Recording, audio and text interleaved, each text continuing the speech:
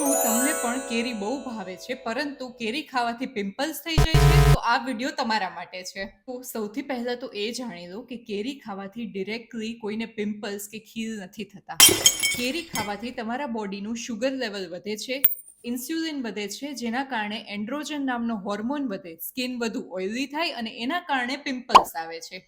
બીજું, કેરી ખાવાથી IGF-1 hormone એટલે કે insulin like growth factor 1 hormone વધે છે, જે એકને કે પિમ્પલ્સ થવા માટે જવાબદાર છે.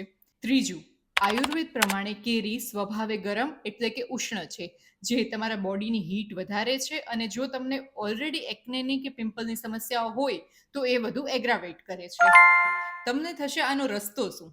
સૌથી પહેલી અને મહત્વની વાત, કેરીને ખાતા પહેલા ઓછામાં ઓછી અડધીથી પોણી કલાક સુધી ઠંડા પાણીમાં પલાળી રાખો.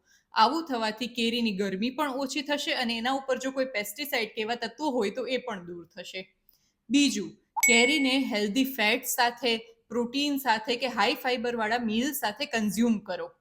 ત્રીજું અને ખૂબ મહત્વનું, ગમે તેટલી ભાવતી હોય છતાં પણ દિવસની એક કેરીથી વધારે કેરી ના ખાઓ.